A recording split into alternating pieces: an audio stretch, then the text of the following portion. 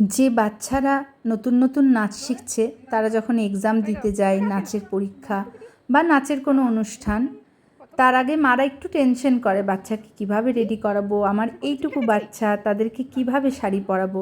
কিন্তু একটু ধৈর্য রাখলেই তাদেরকে খুব সুন্দরভাবে সাজানো যায়। একটু মাঝে মাঝে কোনো কোনো বাচ্চা ছটপটে হয়, কিন্তু তাদেরকে একটু কিছুর ইন্টারেস্ট দেখিয়ে তাদেরকে একটু চুপ করে বসিয়ে রাখলে সুন্দর করা যায়। আর চোখের ওপরে কাজল দেওয়াটা বাচ্চাদের জন্য একটু বেশি সহজ। চোখের নিচে ওরা হয়তো একটু সুরসুরি অনুভব করে, কিন্তু চোখের ওপরে কাজল দিলে অতটা সমস্যা হয় না। আর বাচ্চা তো, তাই ওদের স্কিনে উল্টোপাল্টা কিছু ইউজ বেশি না করাই ভালো। ওদের স্কিনে অল্প, ওরা বাচ্চারা এমনিতেই সুন্দর, তাই অল্প কিছু করলেই ওদেরকে খুব খুব সুন্দর লাগে। আর কিছু কিছু বাচ্চা আছে সাজতে ভীষণ ভালোবাসে, ব্লাশ লাগিয়ে, তারা লিপস্টিক লাগিয়ে সাজতে ভীষণ ভালোবাসে। তাই বাচ্চাকে রেডি করাটা এতটা টেনশনের কিছুই নয়, একটু ধৈর্য রাখলেই হলো। বাচ্চা সাজলে তারপরে দেখতে সত্যি অসম্ভব সুন্দর লাগে।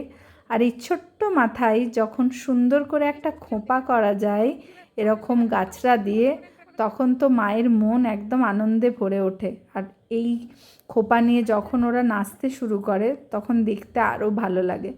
তাই বাচ্চাকে সাজানোটা একটা সৃষ্টির মতোই কাজ, ওরা ফুলের মতোই সুন্দর। বাচ্চাকে তাই একটু ধৈর্য ধরে সাজালেই ওরা নাচের জন্য পুরো তৈরি হয়ে যায়।